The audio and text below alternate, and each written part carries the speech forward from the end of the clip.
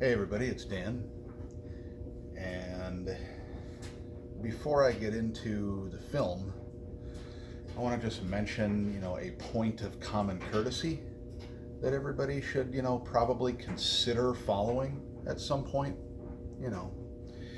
Now, I understand that it's going to be totally legal in this state in another couple of months. But regardless, there are some people in this world who have issues like, you know, constant migraine pain, for example, who, end up getting it triggered more by different, olfactory sensations. That smells. And if you smoke a bunch of marijuana and reek of the crap, and then go into public, say to a theater or something, and sit down next to people, and run the risk of having them smell it and have a really bad reaction to that and get a massive, mind numbing, head exploding migraine, you're a fucking asshole. You're not supposed to say the fuck word on YouTube. I have absolutely no intention of ever having this channel monetized, so I don't give a fuck. Okay? Alright. Now that that is done, and hopefully some of you brain dead fucking pot smoking idiots will get that into your skull and maybe, just maybe, not forget it in 10 seconds, we can continue. Okay, so, Joker. Joker was a great movie. I don't know what everybody's problems are with it. Well, not everybody, because most other people, in fact, are saying that it was an outstanding film. But there are a few people who are saying it was hard to watch. It was difficult to watch. It hurt my little sensibilities. It was what? Too violent? There is one particularly violent scene in the film that lasts approximately 30 seconds. That's it. It's a scene in which Arthur Fleck, once he has finally just lost it, ends up sitting at his house, painting his face and his tongue for some reason. Why not? And a couple of friends of his walk in because they hear that his mother died, aka was suffocated to death by him. So they go in and they're talking, and one of the guys is just like, so, hey, heard the cops were looking for you about that gun thing. What did you tell them? Because he's the one who gave Arthur the gun. And Arthur just grabs part of a pair of scissors out of his pocket that he had stuck there and just jabs it into the guy's neck, jabs it into the guy's eye, and then just starts beating his head into the wall a few times until he's, lying there dead, covered in blood. Like I said, maybe 30 seconds, and that's it. That's all it is. It is less violent than most violent films that I have seen. Yet nobody ever complained about that. Nobody ever complained about the John Wick films. Never heard a single word from anyone on Facebook at all, or anyone, really in the YouTube community. Nothing about, oh, John Wick is too violent. No, everybody says, oh, John Wick movies are awesome. Yeah, they are. But they're far more violent than the Joker. And yet, people say that Joker had scenes that were difficult to watch. That's a load of horse shit. And you know it, too. You're only saying that.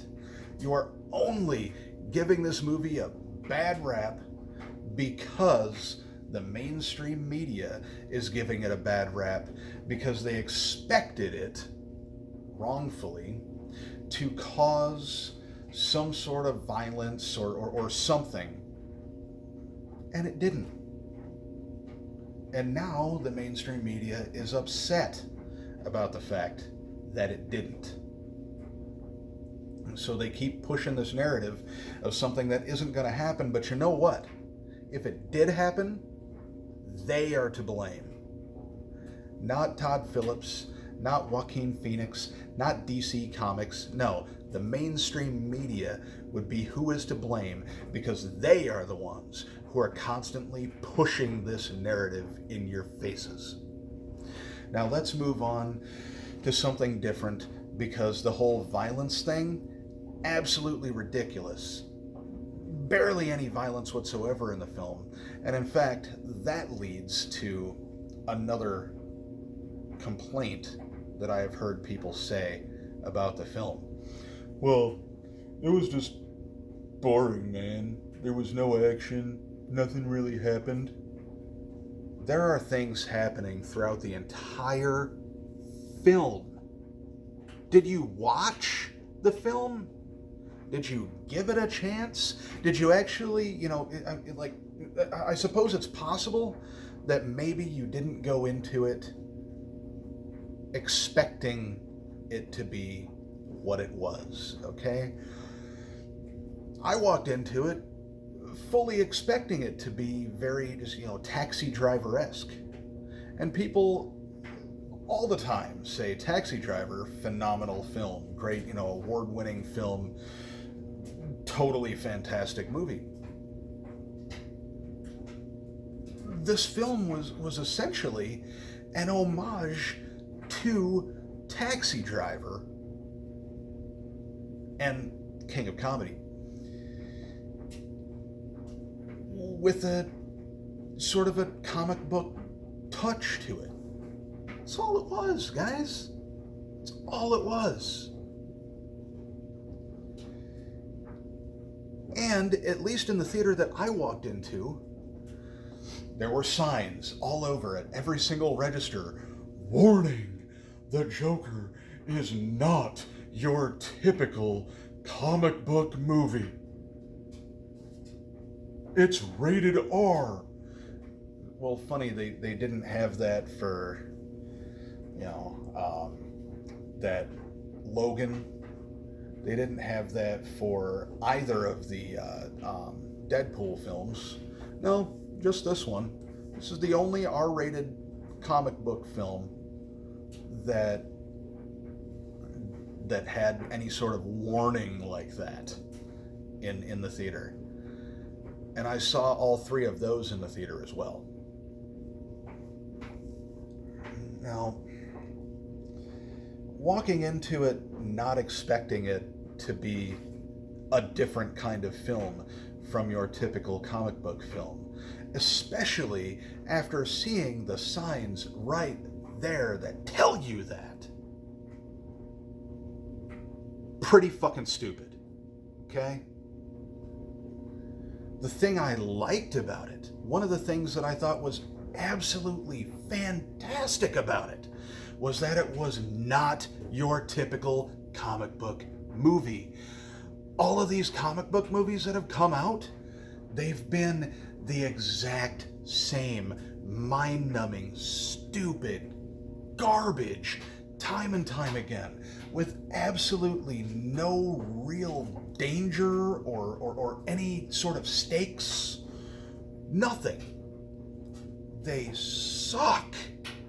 I mean, I used to think that the Marvel films are actually pretty good, but then they just kept coming and coming and coming. I thought that Avengers, the first Avengers film, was going to be the end of it, and it wasn't. They just kept coming, and they just kept getting more and more boring and droll and just dragging on. Sure, there was action, but it takes more to get somebody's mind invested in a film than mindless comic book action, okay? Yeah, action movies can be fun. But the same action movie being released 3 times a fucking year? No, it's not fun. It's not fun at all. It gets really tiring really quickly. I mean, I still haven't even brought myself to watch Endgame because I just can't. I own it. It's upstairs right now. I've owned it since the day it came out on Blu-ray. And I haven't gotten around to watching it because I just haven't made the time, because I haven't really felt like making the time. It's just the same garbage that every other comic book movie has been. And that is where this one differs, because this one was not the same garbage that every other comic movie has been. It was something completely, different. And that was refreshing. Oh. Sorry, I still got the migraine. Still working on that. And I'm working myself up even more just because so many idiots have been complaining that the movie was boring. Yet, over half of them would watch Taxi Driver and say it was fantastic. It's because, more than likely, these people, despite the signs, walked into the Joker film expecting it to be your typical comic book film, and it wasn't. The other reason that I have heard people complain about the film is that it's meant to make you empathize with the villain. How could you possibly empathize with the bad guy who does bad things? He did bad things! Bad things! So what? Yeah, he's the villain. He did bad things. Quick little tip for those of you who cannot comprehend something like this. You're holier than thou types and everything. And this is coming from a person who survived a mass shooting hiding behind a counter in a Von Maur store. Quick tip. You can empathize with a person and understand how they feel without accepting the things that they do in response to how they feel. Yeah. Interesting concept, I know. But it's possible. Even I, who had to watch a man gun down what ended up being, I believe, 8 people, who watched the life leave a person's eyes and was helpless to do anything about it. While I don't agree with his methods of dealing with whatever was going on, I have to wonder, what is it that finally drove him to do this thing in the first place? What did he live through? What did he have to experience to end up rationalizing that was a logical response to it? That's just sad. It really is sad that a person went through something that was so disturbing and so troubling and so traumatic that they decided that was the proper response. It's not. I would never in my life believe that that is the proper rational response to anything. But I have pity, I have sympathy for the person who did it. When I was in high school, I was a senior in high school, and that Columbine thing happened. Now, at the time, I thought it was absolutely horrible. It was a terrible thing. I still do think that the act was a terrible thing. But I realize now, those kids, whatever their names were, the two that actually did, performed the act, not the poor victims. The two that performed the act had been bullied and picked on and constantly just beaten down incessantly by seemingly, in their mind, everybody else.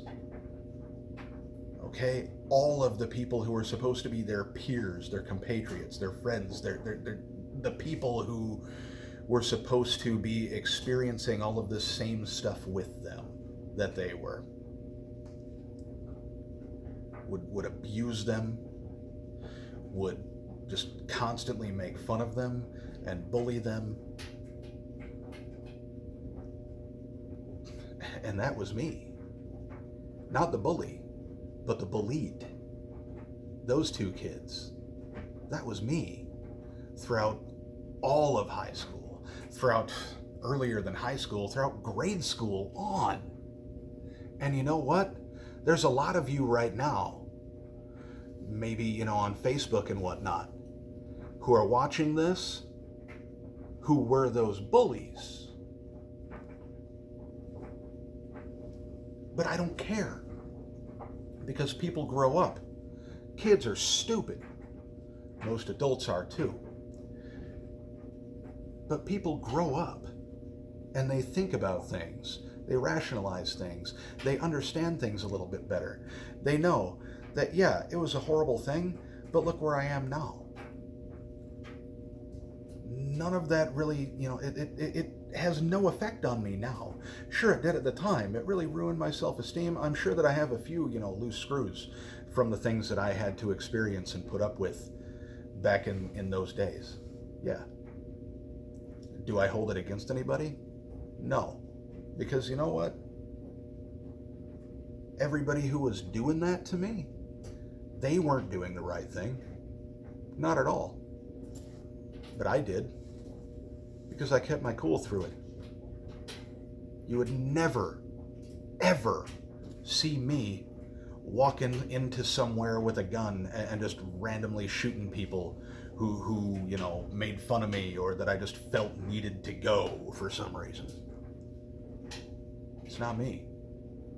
Because I took that, and rather than internalizing it and then just, exploding, I externalized it, and I thought, why would these people do these things? Why would I want to end up worse than these people who are doing these things to me? And I didn't do it. Okay? Thought never even crossed my mind to do anything like that. Thoughts never crossed my mind to this day to do anything like that. In 38 years of life, I have never considered taking another person's.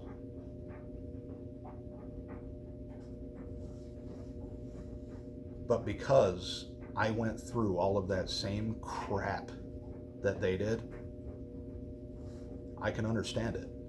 And I can empathize with how they felt as fellow human beings, but not with their actions, not with their response. So yeah, watching this film, I can empathize with Joker, with Fleck, and how he felt about everything that he experienced. But I don't agree with his actions. So yeah, This film was mind-blowing. It had a lot of things to consider, a lot of really deep message. I'm not even going to get into what I think was the main message of it, that Todd Phillips was so sick of comedy and just, people just berating comedy and saying that, oh, this, that, and the other thing is horrible because, this could be taken as offense. We don't want to offend anybody. This is comedy. We're supposed to make people laugh. He used to direct comedy. He got sick of it. He got sick of us. He got sick of people because they would find things offensive and then they'd have to go on the warpath and do the whole cancel culture crap. There's a whole lot more about that I could get into, but I'm just going to leave it here and say there are a lot of messages to unpack in this film. I highly recommend everybody go see it. Pay what you have to in your theater, or don't, whatever. Just see the movie and really see it. Sit there and watch it and take it in and really think about it, because it's more than just a film about sympathizing with the bad guy. But, leave your comments down below. Tell me what you think. Tell me your thoughts on the film, your analysis, all of that stuff. Hit like, share if you want. That's it. I'm out of here.